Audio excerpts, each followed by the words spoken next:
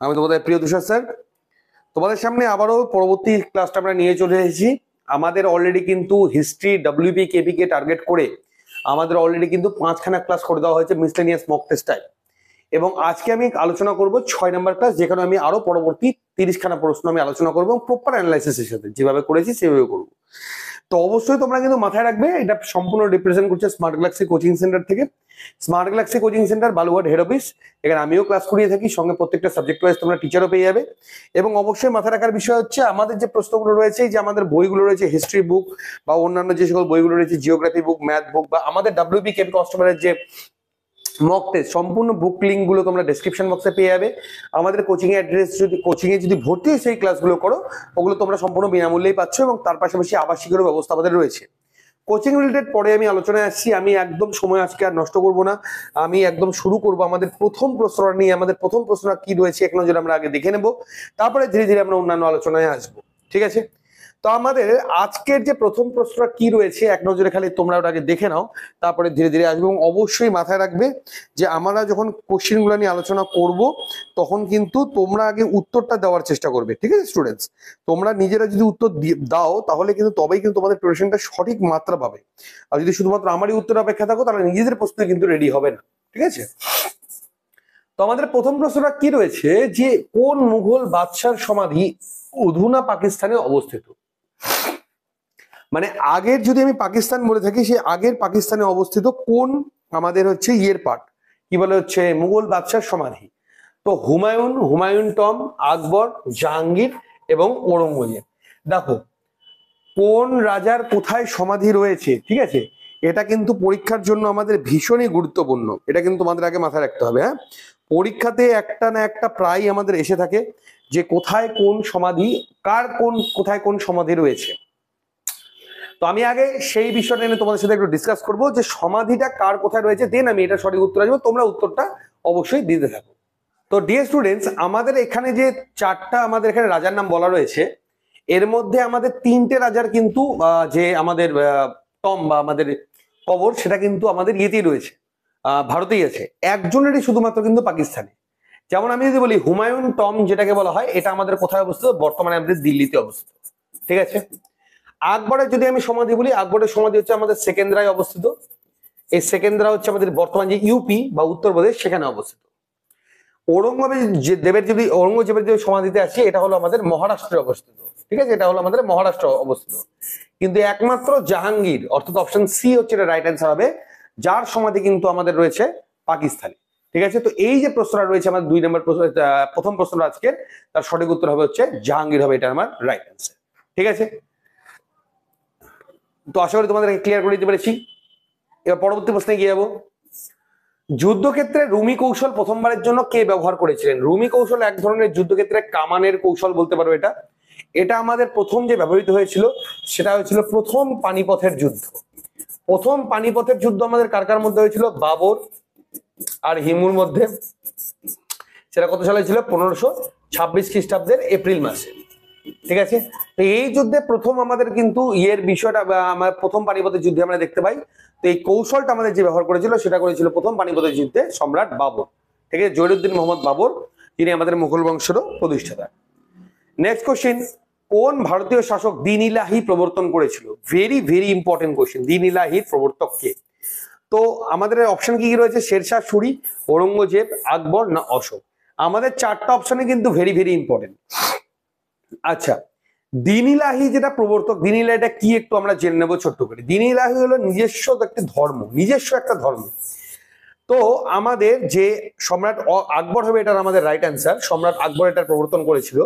সম্রাট আকবরের 9 জন নবরত্ন ছিল, ঠিক আছে? 9 জন নবরত্ন বা সভাসদ বলতে পারো, 9 জনকে নিয়ে সভা ছিল। এই 9 জনের মধ্যে একমাত্র বীরবল, এই বীরবল কিন্তু দ্বীন ইলাহিকে গ্রহণ করেছিল। তো পরবর্তীকালে এটার কোনো ফলপ্রসূ জায়গায় যায়নি, শুধুমাত্র বীরবলই এটা গ্রহণ করেছিল।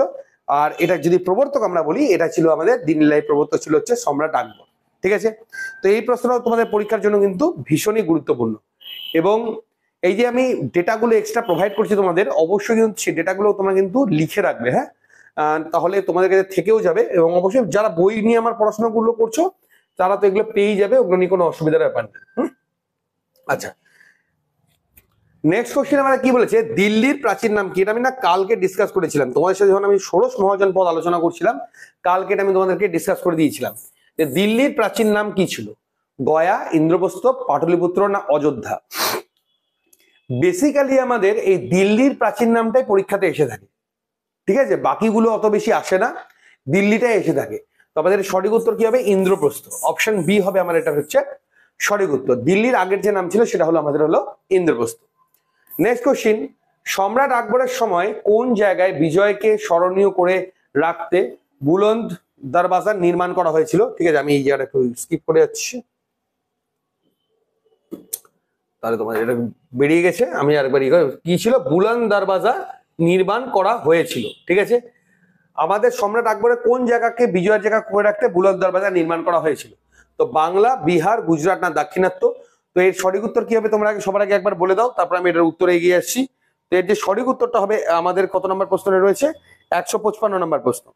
155 নম্বরের যে সঠিক উত্তর সেটা আমাদের কি হবে? এটার অপশন সি, অর্থাৎ গুজরাট হবে আমার এটার কিন্তু সঠিক উত্তর। ঠিক আছে, গুজরাট হবে আমার এটার রাইট অ্যান্সার। এবার আমরা নেক্সট কোশ্চেন এগিয়ে যাবো, তার আগে আমি একটু স্ক্রিনটা একটু বড় করে নিই, তাহলে তোমাদের দেখতে সুবিধা হবে। ঠিক আছে, 156 নম্বর প্রশ্নটা কি রয়েছে এক নজরে দেখে নাও। আই থিঙ্ক প্রত্যেকে দেখতে পাচ্ছ, কোনো প্রবলেম হলে অবশ্যই বলবে। ওফো,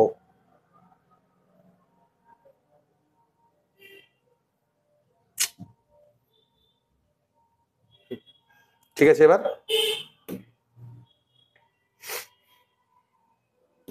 ওকে, তো কি বলেছে, মোগল সম্রাট আকবরের তার সাম্রাজ্যকে কয় ভাগে ভাগ করেছিল? এই যে ভাগগুলো ছিল না, ভাগগুলোকে ওই সময় সুবা বলা হতো।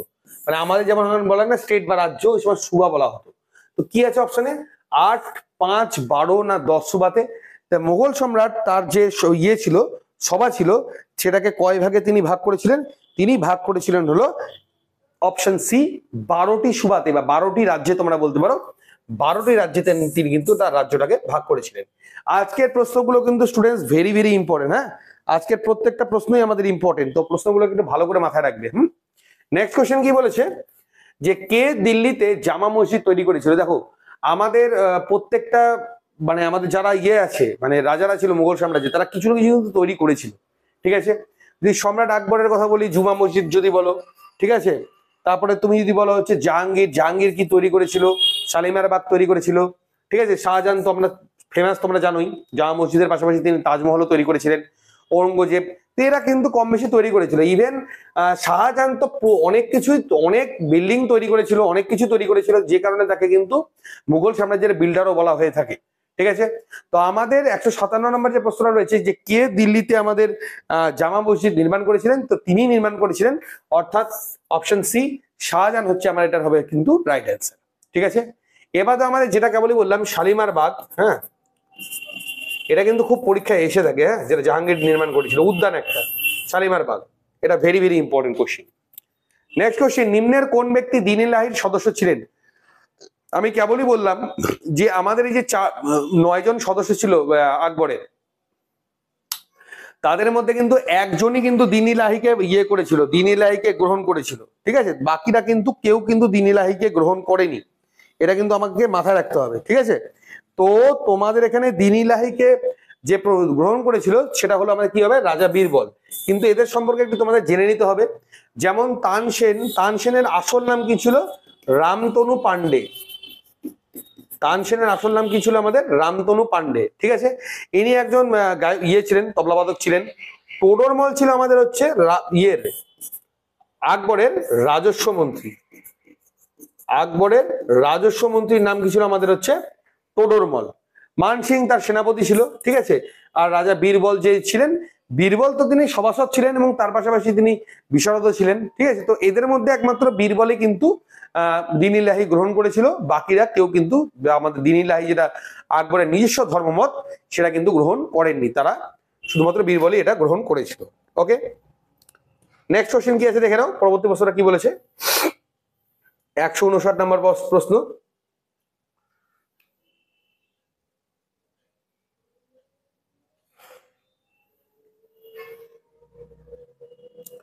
এটা বড় আছে ওই জন্য আমি একটু ইয়ে করে নিলাম। সুফি শব্দটা কোথা থেকে এসেছে? সুফি শব্দটা কোথা থেকে, অ্যাকচুয়ালি সুফি কথার অর্থ কি জানো স্টুডেন্ট? সুফি কথার অর্থ হচ্ছে অ্যাকচুয়ালি পশম। সুফি কথার মানে হচ্ছে পশম বা বস্ত্র, ঠিক আছে?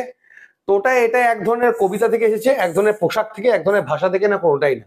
তো আমরা এটা অলরেডি বলে দিলাম যে সুফি কথার অর্থ হচ্ছে এক পশম, তো এটা হবে রাইট অ্যান্সার অপশন বি। এটা হলো এক ধরনের কিন্তু পোশাক থেকে আমাদের এটা এসেছে, ঠিক আছে? নেক্সট কোশ্চেন কি আছে একটু দেখে নাও, ঠিক আছে? নেক্সট কোশ্চেনে গিয়ে যাবো, তার আগে একটু স্ক্রিনটা একটু বড় করে নিই আমরা, সুবিধা হবে আমাদের ইয়ে করতে বা দেখতে অনেকটা সুবিধা হবে, ঠিক আছে? ওকে,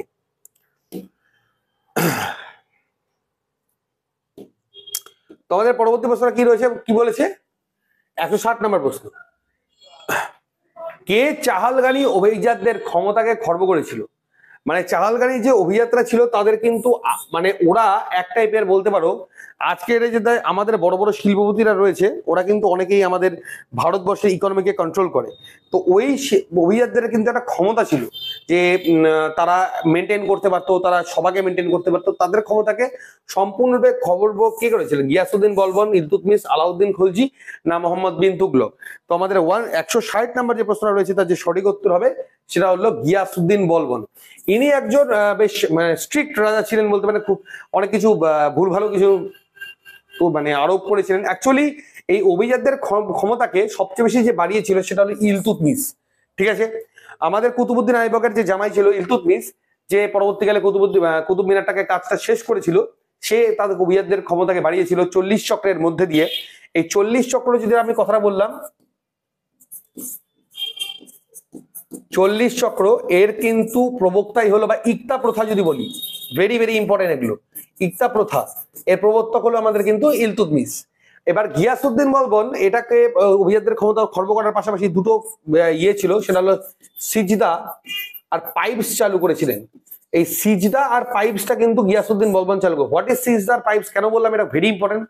সিজদা হলো নতজানু হয়ে ঝুঁকে তোমার হচ্ছে রাজাকে সেলাম করা, আর পাইপস হলো পায়ে চুম্বন করতে হবে রাজার, যারা সবাই আসবে। তো এই দুটো প্রথা তিনি চালু করেছিলেন। আলাউদ্দিন খলজি হচ্ছে খলজি বংশের শ্রেষ্ঠ রাজা বলা যেতে পারে। তিনি রেশন ব্যবস্থা এবং খুব ডমিনেটিং এবং দুশ্চরিত্রের লোক ছিলেন তিনি। যাই হোক, তো ওগুলো আমাদের ইন্টারেস্ট নেই। তো রেশন ব্যবস্থা তিনি চালু করেছিলেন, বাজার ব্যবস্থা তিনি চালু করেছিলেন, এবং অন্যান্য অনেক কিছুই তিনি কিন্তু বাজার ব্যবস্থা থেকে শুরু করে অনেক কিছু তিনি কিন্তু চালু করেছিলেন। আর আমাদের ইতিহাসে মোহাম্মদ বিন তুগলক যিনি ছিলেন তিনি হলো পাগলা রাজা নামে বিখ্যাত, কেননা তিনি অনেক ধরনের ভুল ভালো সিদ্ধান্ত নিয়েছিলেন তার আমলে, এবং তাকে আবার একদিক থেকে মানে শ্রেষ্ঠ রাজাও বলা যেতে পারে তুগলক বংশের, ঠিক আছে? তার বাবা গিয়াসউদ্দিন তুগলক, সে ছিল তুগলক বংশের হচ্ছে প্রতিষ্ঠাতা। ওকে, পরবর্তী প্রশ্নটা কি রয়েছে এখানে, কি বলেছে? কে বাজার নিয়ন্ত্রণ প্রচলন করেছিলেন? আমি অলরেডি এখানে যে আলোচনা করলাম এই আলোচনার মধ্যে দিয়ে কিন্তু অলরেডি এটা আমি কমপ্লিট করে দিয়েছি এই বিষয়টা। আচ্ছা, এখানে বাজার নীতিটা কি আছে? ফিরোজ শাহ তুগলক, মোহাম্মদ বিন তুগলক, আলাউদ্দিন খলজি, না সিকান্দার শাহ লোদি? দেখো এখানে কিন্তু চারটা অপশনই কিন্তু আমাদের ভীষণই গুরুত্বপূর্ণ, ঠিক আছে? এখানে চারটা অপশনই আমাদের রয়েছে, ভীষণই গুরুত্বপূর্ণ অপশন রয়েছে। ফিরোজ শাহ তুগলক ছিল, একে আমাদের সুলতানি যুগের, একে আমাদের কি বলা হতো? সুলতানি যুগের আকবর বলা হয়। সুলতানি যুগের আকবর কাকে বলা হতো? ফিরোজ শাহ তুগলককে। এবং এর পাশে তিনি সেচ ব্যবস্থার কিন্তু দারুণ উন্নতি ঘটিয়েছিলেন, তার আমলে সেচ খালের মাধ্যমে চাষের ব্যবস্থা যেটা বলা হচ্ছে তার দারুণ উন্নতি ঘটিয়েছিলেন। মোহাম্মদ বিন তুগলক সম্পর্কে আমরা কেবলই বলে দিলাম, ভারতের ইতিহাসে তিনি পাগল রাজা বা পাগলা রাজা নামে পরিচিত ছিল। আলাউদ্দিন খলজি যিনি বাজার ব্যবস্থা নিয়ন্ত্রণ করেছিলেন, এইটা হচ্ছে রাইট অ্যান্সার হবে আমাদের আলাউদ্দিন খলজি। বা পরীক্ষা তোমাদের রেশন ব্যবস্থাও আসতে পারে, রেশন ব্যবস্থার প্রবর্তককে, সেটা আলাউদ্দিন খলজি। আর সিকান্দার শাহ লোদি, ইনি লোদি বংশের অন্যতম শ্রেষ্ঠ রাজা ছিলেন। তিনি অনেক কিছুই ভালো মানে জনগণের জন্য সেবামূলক বিভিন্ন কাজ করেছিলেন, ঠিক আছে? এবং লোদি বংশের শ্রেষ্ঠ রাজা হিসেবেও তাকে ধরা হয়ে থাকে। ক্লিয়ার? ওকে ওকে, এবার নেক্সট কোশ্চেনে এগিয়ে যাবো। কত নম্বর প্রশ্ন? 162 নম্বর প্রশ্ন কি আছে? দাক্ষিণাত্যে প্রথম মুসলিম আক্রমণ কার রাজত্বকালে হয়েছিল? অর্থাৎ দক্ষিণ ভারতে যে মুসলিম আক্রমণটা হয়েছিল সেটা কার আমলে হয়েছিল? সেটা হয়েছিল আমাদের বলবন, রাজিয়া, জালাউদ্দিন খলজি, না ফিরোজ শাহ তুগলক? তো ডিয়ার স্টুডেন্টস, এই গিয়াসউদ্দিন বলবন সম্পর্কে আমি অলরেডি একটু আগে এখানে ডিসকাস করে দিয়েছি। তার সম্পর্কে সুলতানা রাজিয়া হলো সুলতানি যুগের একমাত্র মহিলা সুলতান, এবং এরই প্রতিকৃতি সুলতানি যুগে যে মুদ্রাগুলো ছিল একমাত্র ইনারই প্রতিকৃতি আমরা দেখতে পাই। একমাত্র সুলতান, মহিলা সুলতান ছিল সুলতানা রাজিয়া, মহিলা সুলতান। জালাউদ্দিন খলজি হচ্ছে খলজি বংশের শ্রেষ্ঠ সম্রাট ছিল, সরি প্রতিষ্ঠাতা বলতে পারি। খলজি বংশের প্রতিষ্ঠাতার নাম কি? জালাউদ্দিন খলজি। জালাউদ্দিন খলজির জামাই ছিল হচ্ছে আমাদের আলাউদ্দিন খলজি। তো খুব পিশাচ টাইপের তারা লোক ছিলেন। তারা নিজে আলাউদ্দিন খলজি অ্যাকচুয়ালি জালাউদ্দিন খলজিকে হত্যা করেছিল, হত্যা করে তার জায়গা দখল করেছিল। আর ফিরোজ শাহ তুগলক সম্পর্কে আমি অলরেডি ডিসকাস এখানে করে দিয়েছি যে তিনি কিন্তু সুলতানি যুগের আকবর বলা হতো, ভালো লোক ছিলেন এবং সেচ ব্যবস্থার তিনি কিন্তু দারুণ উন্নতিও ঘটিয়েছিলেন। ঠিক আছে, তো পয়েন্টগুলো কিন্তু স্টুডেন্টস নোট ডাউন করতে ভুলবেন না একদমই। ওকে, পরবর্তী প্রশ্ন আমাদের কি রয়েছে? নিম্নলিখিত যে আমার দাসবংশীয় কোন সুলতান দাস ছিলেন না?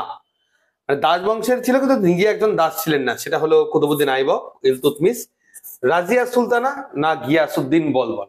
এদের মধ্যে কে প্রকৃত দাস আমাদের ছিল না? তো এই যে সঠিক উত্তর হবে সেটা হলো আমার হচ্ছে সুলতানা রাজিয়া, অর্থাৎ আমাদের যে মহিলা সুলতান ছিল তিনি কিন্তু প্রকৃত দাস ছিলেন। বাকি কুতুবউদ্দিন আইবক বলেন বলো ইলতুৎমিশ, গিয়াসউদ্দিন, এটা কিন্তু প্রকৃত দাস ছিল। ঠিক আছে, ওকে। পরবর্তী প্রশ্ন আমরা এগিয়ে যাবো। 164 নম্বর প্রশ্নটা কি রয়েছে এক নজরে দেখে নাও। ওকে, ঠিক আছে। বলেছে দিল্লি সুলতানের প্রতিষ্ঠাতা কে ছিলেন? একদম ইজি কোশ্চেন। মোহাম্মদ ঘুরি, কুতুবউদ্দিন আইবক, ইলতুৎমিশ না গিয়াসউদ্দিন বলবন? আমি একটু আগেই বলে দিলাম 1206 খ্রিস্টাব্দে, ঠিক আছে, 1206 খ্রিস্টাব্দে তোমার হচ্ছে ইব্রাহিম লোদিকে হারিয়ে লোদি বংশের অবসান ঘটিয়ে কুতুবউদ্দিন আইবক কিন্তু আমাদের দাস বংশের প্রতিষ্ঠাতা করেছিল। ঠিক আছে, তো এটা রাইট অ্যান্সার হবে অপশন বি। মোহাম্মদ ঘুরি, ইলতুৎমিশ, গিয়াসউদ্দিন বলবন সম্পর্কে অলরেডি আমরা ডিসকাস করে দিয়েছি। ঠিক আছে, আচ্ছা এবার আমি একটু আমাদের কোচিং সম্পর্কে একটু ডিটেলসে আসবো। স্টুডেন্টস 7384198320 অবশ্যই আমাদের কোচিং এ কিন্তু তোমরা যোগাযোগ করে নিতে পারো। স্মার্ট গ্যালাক্সি কোচিং সেন্টার থেকেই সমস্ত কোশ্চেন যেগুলো আমাদের ডেটাবেস রয়েছে সেখান থেকে আমাদের সম্পূর্ণ কোশ্চেন গুলো কালেক্ট করা। এই লেভেলের ইম্পর্টেন্ট কোশ্চেন ডিসকাশনের জন্য অথবা আমাদের চ্যাপ্টার ওয়াইজ ক্লাসের জন্য বা সঠিক প্রস্তুতির জন্য, এক কথা সঠিক প্রস্তুতির জন্য স্মার্ট গ্যালাক্সি কোচিং সেন্টার তোমাদের জন্য কিন্তু সম্পূর্ণ পরিষেবা রয়েছে। আমাদের প্রত্যেকটা সাবজেক্ট ওয়াইজ বই, নোটস, মক টেস্ট সব ডেসক্রিপশনে তোমরা দেখে নিতে পারবে। দেখে নিয়ে কি পরিষেবা প্রদান করি তার মধ্যে দিয়ে আমাদের আবাসিক কোচিং এ কিন্তু জয়েন করতে পারো, এই নাম্বারে যোগাযোগ করো। পরবর্তী প্রশ্ন, ভেরি ইম্পর্টেন্ট কোশ্চেন। গজনীর সুলতান মাহমুদ কতবার মোট ভারত আক্রমণ করেছিলেন? তিনি কিন্তু বহুবার ভারত আক্রমণ করেছেন। তো রাইট অ্যান্সার কি হবে? 12 বার, 17 বার, 5 বার না তোমাদের 20 বার। তো গজনীর সুলতান মাহমুদ মোট ভারত কিন্তু 17 বার অ্যাটাক করেছিলেন এবং তার কিন্তু কোনো উদ্দেশ্য ছিল না ভারত এসে রাজ করবে বা এরকম কিছু, কোনো ব্যাপারই না। তার একটা উদ্দেশ্য ছিল ভারতে এসে ভারতকে লুটপাট করব, লুটপাট করে আমি নিয়ে চলে যাব। একই কোশ্চেন আবার রিপিট হয়েছে। দাস বংশের প্রতিষ্ঠাতাকে ইলতুৎমিশ, বলবন, নাসিরউদ্দিন, কুতুবউদ্দিন আইবক। তো রাইট অ্যান্সার আমার হবে কুতুবউদ্দিন আইবক, কারণ অলরেডি আমি এটা দিল্লির সুলতানি বংশবড় বা আমাদের দাস বংশবড় দুটোরই উত্তর আমার একই হবে, সেটা হলো 1206 খ্রিস্টাব্দে কুতুবউদ্দিন আইবক। ঠিক আছে, নেক্সট কোশ্চেন এবং মোস্ট ইম্পর্টেন্ট কোশ্চেন 167 নম্বর প্রশ্নটা কি রয়েছে আমরা এক নজরে এবার দেখে নেব। 167 নম্বর প্রশ্ন, দিল্লির সুলতানের শেষ শাসক কে ছিল? যেমন আমাদের প্রথম শাসক যেমন পেয়ে গেলাম কুতুবউদ্দিন আইবক, ঠিক কে ছিল? আলাউদ্দিন আলম শাহ, ইব্রাহিম লোদি, বহুল লোদি না সিকান্দার লোদি? দিল্লির যে তোমার হচ্ছে সুলতানি যুগ ছিল, ঠিক আছে, তো সুলতানি যুগের আমাদের অবসান কার মধ্যে দিয়ে ঘটে? আচ্ছা এখানে আমি বাকি যে সব অপশনস গুলো রয়েছে অপশনস গুলো সম্পর্কে আমরা একটু ডিসকাশন করে নেব। ঠিক আছে, তো দেখো আমাদের যদি লোদি বংশ বলা হয় না, লোদি বংশটা ছিল শেষ বংশ সুলতানিয়তের। লোদি বংশের প্রতিষ্ঠাতার নাম হলো আমাদের বহুল লোদি। তো যদি পরীক্ষা প্রশ্ন আসে লোদি বংশের প্রতিষ্ঠাতার নাম কি, সেটা হবে বহুল লোদি। আর 1226 খ্রিস্টাব্দে বাবরের হাতে প্রথম পানিপথের যুদ্ধে পরাজয়ের মধ্যে দিয়ে ইব্রাহিম লোদি পরাজিত হয় এবং তার পরাজয়ের মধ্যে দিয়ে কিন্তু সম্পূর্ণ আমাদের লোদি বংশের পাশাপাশি দিল্লির সুলতানি আমলের কিন্তু শেষ হয়ে যায়। তো আমাদের যদি বলা হয় দিল্লির সুলতানি বংশের শেষ সম্রাট বা লোদি বংশের শেষ সম্রাট, দুটোই একই হবে, সেটা হলো আমাদের হচ্ছে ইব্রাহিম লোদি। অপশন বি হবে আমার এটা রাইট অ্যান্সার। নেক্সট কোশ্চেন কি বলেছে? দিল্লির কোন সুলতান কৃতদাসদের জন্য একটি পৃথক দপ্তর সৃষ্টি করেছিলেন? দেখো এই ধরনের উন্নয়নমূলক কাজগুলো কিন্তু একটা সম্রাটই এগুলো নিয়ে ভাবতো। ঠিক আছে, আমি তোমাদেরকে একটু আগেও বলে রাখলাম যে একজনই কিন্তু এগুলো বিষয় নিয়ে ভাবতো। তো কে ছিল? ইলতুৎমিশ, গিয়াসউদ্দিন বলবন, মোহাম্মদ বিন তুগলক না ফিরোজ শাহ তুগলক? তো যেমন আমরা কি বললাম একটু আগে, সুলতানি যুগের আকবর কাকে বলা হয়? ফিরোজ শাহ তুগলককে। ইনি বিভিন্ন উন্নয়নমূলক কাজ করেছিলেন এবং তার পাশাপাশি কৃতদাসদেরও তিনি কিন্তু কথা ভাবতেন এবং কৃতদাসদের কথা ভেবে তিনি কিন্তু ফিরোজ শাহ তুগলকি আমাদের কৃতদাসদের জন্য আলাদা দপ্তর সৃষ্টি করেছিলেন। তো এটা রাইট অ্যান্সার কি হবে আমার এখানে? অপশন ডি, ফিরোজ শাহ তুগলক হলো আমার এখানকার হবে সঠিক উত্তর। ঠিক আছে, আমি মোহাম্মদ বিন তুগলক, গিয়াসউদ্দিন বলবন, ইলতুৎমিশ সবই এখানে আলোচনা করে দিয়েছিলাম। ঠিক আছে, নেক্সট কোশ্চিন, দিল্লির, আচ্ছা একটা যদি বলা হয় না যে দিল্লির দাস বংশের প্রকৃত প্রতিষ্ঠাতা, রিপিট, দিল্লির দাস বংশের প্রকৃত প্রতিষ্ঠাতা, তাহলে আবার রাইট অ্যান্সার হয়ে যাবে কিন্তু ইলতুৎমিশ। আর যদি শুধু প্রতিষ্ঠাতা বলা হয় তাহলে অবশ্যই সেটা হবে কুতুবউদ্দিন আইবক। দিল্লির কোন সুলতান একটি অশোক স্তম্ভ দিল্লিতে নিয়ে এসেছিলেন? ইলতুৎমিশ, আলাউদ্দিন খলজি, মোহাম্মদ বিন তুগলক না ফিরোজ শাহ তুগলক? তাহলে অশোক স্তম্ভ এক কথায় দিল্লিতে কে নিয়ে এসেছিলেন? তো আমাদের এটার 169 নাম্বার প্রশ্নের রাইট অ্যান্সার আমাদের কি হবে? ফিরোজ শাহ তুগলক। ফিরোজ শাহ তুগলক কিন্তু একটি অশোক স্তম্ভ দিল্লিতে নিয়ে এসেছিলেন। ক্লিয়ার? নেক্সট কোশ্চেন কি রয়েছে এক নজরে দেখে নাও। 170 নাম্বার প্রশ্ন কি রয়েছে, কি বলেছে? আজকের প্রশ্নগুলো কিন্তু স্টুডেন্ট সবগুলো ইম্পর্টেন্ট প্রশ্ন, মানে কোনোটাই বাদ নেই, মানে ইম্পর্টেন্সের দিক থেকে কোনোটাই বাদ নেই। ঠিক আছে, তো আবারও বলছি, এই ধরনের প্রস্তুতির জন্য তোমরা অবশ্যই স্মার্ট গ্যালাক্সি কোচিং সেন্টারে যে বুকস গুলো রয়েছে, সে ম্যাথ হোক, জিওগ্রাফি হোক, হিস্ট্রি হোক বা অন্যান্য যা বুক, সব লিঙ্ক দেওয়া রয়েছে। আমরা রিসেন্টলি ইংলিশ বুকটা আমরা পাবলিশ করে দিলাম, ইংলিশ বুকের লিঙ্ক দেওয়া রয়েছে।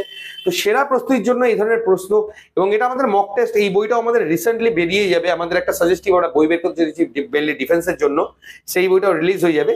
সেখানে এই প্রশ্নগুলো পরপর যেটা আছে তোমরা দেখতে পাচ্ছ, সেই বইটা আমরা কিন্তু পাবলিশ করে দেবো। ওকে, নেক্সট কোশ্চেন, দিল্লিতে কুতুব মিনার কে নির্মাণ করেছিলেন? কুতুবউদ্দিন আইবক, ইলতুৎমিশ, বলবন, আলাউদ্দিন খিলজি? তো আমরা অলরেডি এটা নিয়ে ডিসকাস করে দিয়েছি আমরা। ঠিক আছে, তো কুতুব মিনার যদি বলা নির্মাণ কে করেছিল, সেটা ছিল দাস বংশের প্রতিষ্ঠাতা কুতুবউদ্দিন আইবক। ঠিক আছে, কিন্তু যদি বলা নির্মাণের কাজটা শেষ কে করেছিল, সেটা করেছিল কিন্তু আমরা ইলতুৎমিশ। এ কিন্তু তার আগেই মারা যায়। কিভাবে মারা যায় ওটাও অনেক সময় পরীক্ষায় আছে। পোলো খেলতে গিয়ে তিনি কিন্তু মারা গেছিল। ঠিক আছে, পোলো খেলতে গিয়ে তিনি কিন্তু মারা গেছিলেন। ওকে, আর গিয়াসউদ্দিন বলবন সম্পর্কে বললামই, অত্যাচারী শাসক ছিলেন তিনি। তিনি সিস্তা পাইপ চালু করেছিলেন। আলাউদ্দিন খিলজি অবশ্যই অত্যাচারী শাসক ছিল, কিন্তু রেশনিং ব্যবস্থা থেকে শুরু করে বাজার নিয়ন্ত্রণ ব্যবস্থাকে খুব ভালোভাবে তিনি নিয়ন্ত্রণ করেছিলেন। সুলতানি আমলে ইকতা বলতে কি বোঝো? এই ইকতা প্রথাটা মেইনলি শুরু করেছিল কি? আমাদের ইলতুৎমিশ। ইলতুৎমিশ কিন্তু আমাদের ইকতা প্রথাটা শুরু করেছিল। তো আমাদের যেটা কোথায় আছে, হ্যাঁ, তো ইকতা প্রথাটা আমাদের যেটা প্রচলনটা কে করবে, ইয়েটা কে করে, মানেটা কি ছিল? এক ধরনের কর, এক ধরনের গুরুত্বপূর্ণ কর্মচারী, কোন গ্রাম বা বিশেষ ভূমি রাজস্ব। ঠিক আছে, তো এটার যে সঠিক উত্তর হবে, ইকতা বলতে বোঝায় কোন গ্রাম, মানে নির্দিষ্ট একটা গ্রাম, এবং সেটা যদি আমি ভূমি রাজস্বের কথা বলি, সেটা আমি একটু ইয়ে করে নিচ্ছি, অনুদানের কথা বলা হয়েছে। কোনো ভূমি, কোনো গ্রাম বা বিশেষ ভূমি রাজস্ব যেটা অনুদান করা হয়ে থাকে, বা উপরের সবকটি, ওটাই না, অপশন সি, ভূমি রাজস্বের এখানে কিন্তু কথা বলা হয়েছে। ওকে, নেক্সট কোশ্চেনে এগিয়ে যাবো আমরা। পরবর্তী প্রশ্ন আমাদের কি রয়েছে এক নজরে দেখে নেবো আমরা।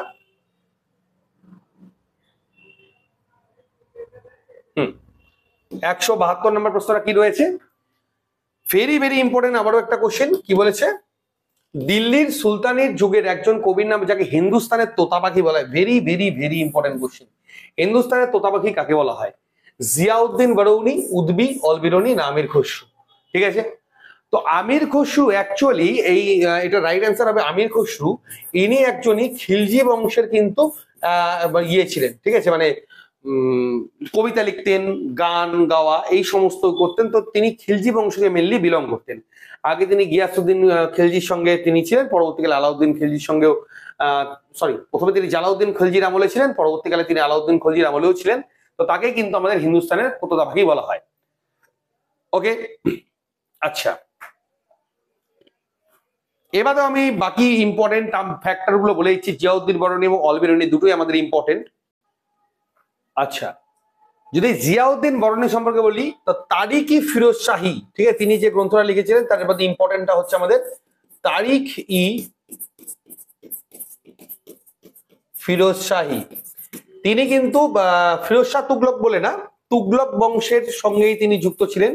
তুগলক বংশের বিভিন্ন রাজার আমলেই তিনি ছিলেন। তার শ্রেষ্ঠ অন্যতম গ্রন্থ নাম তারিখ-ই ফিরোজ শাহী। এখান থেকে আমরা তুগলক বংশের সমস্ত ইনফরমেশন গুলো আমরা পেয়েছিলাম। ঠিক আছে, আর আলবিরনি অ্যাকচুয়ালি গজনী সুলতান মাহমুদের সাথে ছিলেন। ঠিক আছে, গজনী সুলতান, আচ্ছা, গজনী সুলতান তিনি মাহমুদের সঙ্গে তিনি ছিলেন। এবারেও তিনি যেটা লিখেছিলেন একটাই লাগবে, তারিখ-ই হিন্দ, এটাই লাগবে, আর কিছু লাগার না। তারিখ-ই হিন্দ এই গ্রন্থটা তিনি কিন্তু রচনা করেছিলেন। এখান থেকে আমরা তৎকালীন যে মামুদের অ্যাটাক, যে 17 বার তিনি আক্রমণ করেছিলেন ভারতবর্ষ, সেই সম্পর্ক তথা অন্যান্য বিষয়গুলো সম্পর্কে আমরা জানতে পারি। আর তুগলক বংশের অন্যতম শ্রেষ্ঠ মানে ছিলেন, কবি ছিলেন, সেটা জিয়াউদ্দিন বরনী। তিনি তারিখ-ই ফিরোজ শাহী গ্রন্থটি রচনা করেছিলেন। ভেরি ভেরি ইম্পর্টেন্ট কোশ্চেন, ইকতা প্রথার প্রবর্তন কে করেছিল? মোহাম্মদ ঘুরি, যিনি ভারত অ্যাটাক করেছিলেন বহুবার, সেই 1100 সাল থেকে 1191 থেকে শুরু করে। যাই হোক, কুতুব বিন আইবক, ইলতুৎমিশ না গিয়াসউদ্দিন বলবন। তো আমরা একটু আগে এটা নিয়ে আলোচনা ডিসকাস করেই দিলাম। ইকতা প্রথা এবং 40 চক্রের প্রবর্তন কে করেছিল? সেটা করেছিল আমাদের হচ্ছে ইলতুৎমিশ। অপশন সি হলো রাইট অ্যান্সার। কুতুবউদ্দিন আইবক, গিয়াসউদ্দিন বলবন সম্পর্কে আমি আলোচনা এর আগে করে দিয়েছি, ঠিক আছে। তো আমাদের মোহাম্মদ ঘুরি, যে যার সঙ্গে আমার পৃথ্বীরাজ চৌহানের যুদ্ধ হয়েছিল, ঠিক আছে, সেই সম্পর্কে আমরা পরবর্তীকালে আসবো আমরা, ঠিক আছে। একটা জিনিস নিয়ে এতটা আবার লম্বা করে দিলে পরবর্তী প্রশ্নগুলো ডিলে হয়ে যাবে। অলরেডি আমরা অনেকটাই ডিসকাশন করে দিলাম। নেক্সট আমরা ওই বিষয়ে আসছি, পরবর্তী টপিকে আমরা চলে আসবো, অসুবিধার কোনো ব্যাপার নেই। নেক্সট কোশ্চেন, কোল সুলতান রেশনিং ব্যবস্থা প্রবর্তন করেন? অলরেডি বহুবার ডিসকাস করলাম। বাজার ব্যবস্থা বা রেশনিং ব্যবস্থা কে প্রবর্তন করেছিল? গিয়াসউদ্দিন বলবন, আলাউদ্দিন খলজি, মোহাম্মদ বিন তুগলক না ফিরোজ শাহ তুগলক? তো আমাদের এই দুটো ব্যবস্থারই প্রবর্তক ছিল আমাদের হচ্ছে খলজি বংশের শ্রেষ্ঠ রাজা আলাউদ্দিন খিলজি। আর আমরা মোহাম্মদ বিন তুগলক বলো, ফিরোজ শাহ তুগলক বলো বা গিয়াসউদ্দিন তুগলক বলো, অলরেডি আমরা এর আগে ডিসকাস করে দিয়েছি। যারা এখন থেকে ভিডিওটা দেখছো, পুরোনো ভিডিওটা লিঙ্কে গিয়ে ক্লিক করে আবার গোড়াটাই দেখে নিতে পারবে, কোনো চিন্তার কোনো কারণ নেই, ঠিক আছে।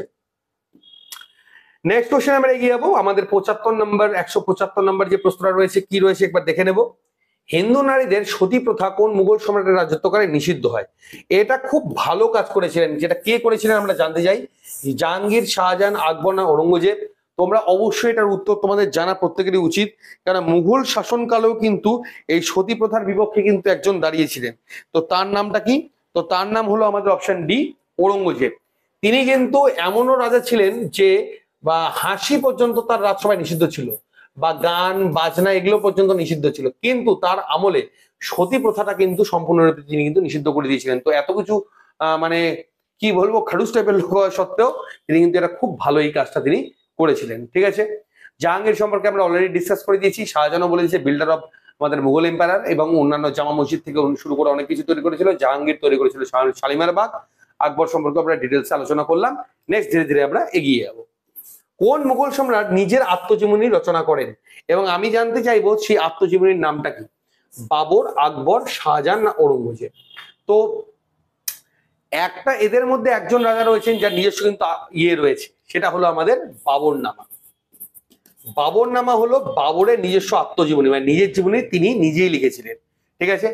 আকবরনামা কিন্তু আবার আকবর লেখেনি, এটা মাথায় রাখবে। আকবরনামা বা আইন ই আকবরী, এই যে দুটো ইম্পর্টেন্ট গ্রন্থ, এই দুটো লিখেছিল তার সভাসদ আবুল ফজল, তার সবার একজন লেখক আবুল ফজল কিন্তু সেটা লিখেছিলেন, ঠিক আছে। শাহজাহান নামাও লেখা হয়েছিল, সেটাও তিনি লেখেননি। ঔরঙ্গজেব সম্পর্কে সেরকম কোনো ইনফরমেশন নেই, ঠিক আছে। তো বাবর নামা এবং নিজের আত্মজীবনী যিনি রচনা করেছিলেন সেটা ছিলেন সম্রাট বাবর। অপশন এ হবে এটার আমার রাইট অ্যান্সার। ওকে, নেক্সট প্রশ্নে এগিয়ে যাবো। 77 নম্বর প্রশ্নটা কি রয়েছে? সুলিকুল নীতি প্রবর্তন কে করেছিল? এই যে সুলিকুল যে নীতিটা, এটা প্রবর্তক ছিলেন কে? ঠিক আছে, তো এটা কে ছিল? আকবর, ঔরঙ্গজেব, জাহানদার শাহ না মোহাম্মদ শাহ? তো আমাদের যে 177 নম্বর প্রশ্নটা রয়েছে, রাইট অ্যান্সার আমাদের কি হবে? ছিল অপশন এ, আকবর। এই সুলিকুল নীতির তিনি কিন্তু প্রবর্তক ছিলেন। ভেরি ভেরি ইম্পর্টেন্ট, কোন শিখ গুরুকে মৃত্যুদণ্ড দিয়েছিল ঔরঙ্গজেব? মাথায় রাখবে দুজন, একটা ছিল পঞ্চম শিখ গুরু যার নাম হচ্ছে অর্জুন দেব, এবং নবম শিখ গুরু যার নাম ছিল তেগ বাহাদুর। এই ঔরঙ্গজেব এই নবম শিখ গুরু তেগ বাহাদুরকে হাতির পায়ের তলায় পিষে কিন্তু তিনি মেরে ফেলেছিলেন, এবং গুরু অর্জুন দেবকে জাহাঙ্গীর তার এক মানে শত্রুকে মানে আশ্রয় দেওয়ার জন্য জাহাঙ্গীর অর্জুন দেবকে কিন্তু মেরেছিলেন। এই দুটোর মধ্যে একটা পরীক্ষা কম বেশি আসতেই থাকে, দুটোই কিন্তু তোমরা মাথায় রাখবে। এবার গুরু নানক যদি সম্পর্কে বলি এবং গোবিন্দ সিং এগুলো বলি, এগুলো সম্পূর্ণ আলাদা পাঠ চলে গেলে এর পরবর্তী অধ্যায় এগুলো সম্পর্কে আমরা বিস্তারিত আলোচনা করব। তা আপাতত যেটা আছে, নবম শিখ গুরু তেগ বাহাদুরকে হত্যা করে ঔরঙ্গজেব, এবং পঞ্চম শিখ গুরু অর্জুন দেবকে হত্যা করেছিল আমাদের জাহাঙ্গীর। সেকেন্ড লাস্ট কোশ্চেন, রাজা রামমোহন রায় বা রামমোহন রায়কে যে রাজা উপাধিটা কে দিয়েছিলেন? Very very very important. Jahandar Shah, Mohammad Shah, দ্বিতীয় আকবর না বাহাদুর শাহ জাফর? তো আমাদের মুঘল সাম্রাজ্যের অন্যতম রাজা দ্বিতীয় আকবর রাজা রামমোহন রায়কে তার কার্যকলাপের জন্য রাজা উপাধি প্রদান করেছিলেন। এবং আজকে লাস্ট কোশ্চেন, আইনি আকবরী গ্রন্থটি কে লেখেন? আমি কেবলই এটা নিয়ে আলোচনা করলাম। বদৌনি, আবুল ফজল, শেখ মুবারক না ফৈজি? ফৈজি একটা গ্রন্থ লিখেছিল যার নাম হলো আমাদের নল দয়ামন্তী। এটাও কিন্তু পরীক্ষার জন্য ভেরি ইম্পর্টেন্ট। নল দয়ামন্তী গ্রন্থের রচয়িতা হলো ফৈজি অ্যাকচুয়ালি নাম। আর এই আইনি আকবরী লিখেছিল হচ্ছে আকবরের অন্যতম শ্রেষ্ঠ সভাসদ আবুল ফজল, বা লেখক আবুল ফজল, যেটা রচনা করেছিলেন। ঠিক আছে? সো ডি স্টুডেন্টস, আজকের ক্লাসটা এতটাই। নেক্সট আমরা আবার কালকে থেকে এখান থেকে শুরু করছি আমরা পরবর্তী পার্টটা। আমার 6 থেকে 700 খানের মতো প্রশ্ন রয়েছে। নেক্সট তারপরে অন্যান্য যে সকল পার্টগুলো রয়েছে, জিওগ্রাফি বলো, স্ট্যাটিক বলো, ওগুলো ধীরে ধীরে আমরা শুরু করে দেবো। এবং জাকির স্যারও কিন্তু সমস্ত ক্লাসগুলো খুব ভালো করাচ্ছে। তো ফটাফট ভিডিওগুলো কিন্তু দেখে মাত্র শেয়ার করে দাও। এবং তোমাদের যে কোনো ইনফরমেশন যদি নেওয়ার থাকে ডেসক্রিপশন বক্সে চলে যাও, সেখানে কিন্তু অবশ্যই পেয়ে যাবে। সো ডিয়ার স্টুডেন্টস, আজকের ক্লাসটা এতটাই। পরবর্তী যে ক্লাসটা রয়েছে, পরবর্তী ক্লাস ভিডিও নিয়ে খুব শীঘ্রই তোমার সাথে দেখা হচ্ছে। ধন্যবাদ।